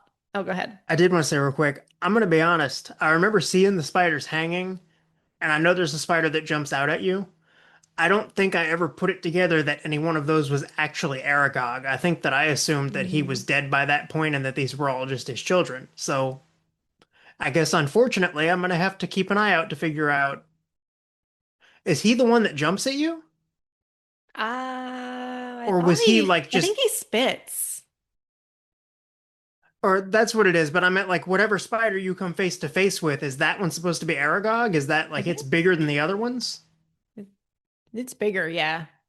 Oh, okay. I guess that's probably because I'm just trying my best to pretend it's not there Yeah. whenever it's Yeah. Yeah, he's that's my bigger. moment to be looking around at everything else. Everything else. Yeah, he spits at Okay, I never you. realized that one Gotcha. was Aragog. I thought that just Mm. like one of the smaller giant spiders had jumped out at you or something. I didn't Um, put that together. no. I mean, I think it's supposed to be Aragog. I'm pretty sure. It would make sense. I Yeah. just didn't realize whether or not he was actually on the ride. Yeah. Yep. Well, that's Well, unfortunate. better to be a spider you know than a spider you don't know. Is it though? Mm. Harry and Ron knew him and he still wanted to eat them. He did, yeah. Yeah. Uh, the no, it's not long after that that you get off the ride and probably wish that you would have just sat through the history lecture. Yeah, a little bit. Yeah. But when you exit, the gift shop is called Filch's Confiscated Goods. Hmm. So all of the knickknacks you see by the ceiling are things Filch has confiscated from people. There Yeah, is, oh, go ahead. I think one of my favorites is the fanged frisbee. Yeah, that one's cool. The that Ron confiscated and then got Hmm. confiscated from Ron. Yeah. Yeah. Uh, the the one I thought you would like is the map is in there, which I'm sure you have Yeah. seen. Oh yeah, The map's in I've there. watched that thing for Mhm. probably longer than it's even Oh, yeah. reasonable. You can There have been see times. you Oh, can go see the ahead. walking. You can see the Yeah, the walking. footprints, the projection of the footprints. There have been Yeah. times where I've looked at that thing and I've been thinking, how do I build a display like this for my map? How do I get the footprints moving on the one I have at home? I'm like, reasonably, probably not going to happen, but I can dream, right? Yeah.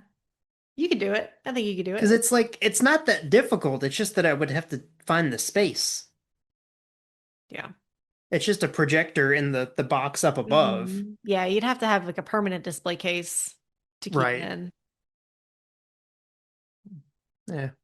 Or I wonder, it might have a, I don't know what the footprint would be, but if you projected it, oh, never mind, that wouldn't work because it would be a different angle. Eh. What were you thinking? Similar to the way they did Harry, Hermione, Ron, and Dumbledore. Oh, doing something where it's projected down or Hmm. up at an angle. Up in it, yeah, but I don't Hmm. think that would work because of the paper. Uh, Yeah. but my favorite one that I learned about that's in Filch's, confiscated goods is Hmm. a box. So there are lots of boxes up there that um in Hollywood they all apparently have names on them. In Orlando they don't for whatever reason, but it's things that were confiscated from that student. Neville has a Okay. box. I feel like I remember hearing about that somewhere, Yeah. maybe in a YouTube video or Uh, something. like, of all the people to have a box, Yeah. Neville, not Fred, not What's Neville George. getting confiscated? Right. His remember all? Like he doesn't. I hope not. He needs that. Right. He loses things. He doesn't get them taken away. Yeah. Yep. I mean, maybe in the later books and movies when he's feeling a little Yeah. more confident, a little more Yeah. rebellious, but Maybe. So that is it after an episode and a half of Forbidden Journey. more than that at this point. We're Yeah. coming up on two whole episodes worth. Cool. Yeah, that's a lot. Yeah. Uh, This is gonna be I'm gonna spend half the day editing this one.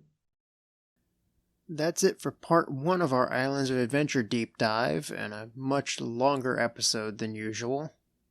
As always, we'll be back next Monday with another episode, and if you would like to see more from us in the meantime, you can find us on Instagram and Facebook at Tallow Podcast. That's TALO Podcast.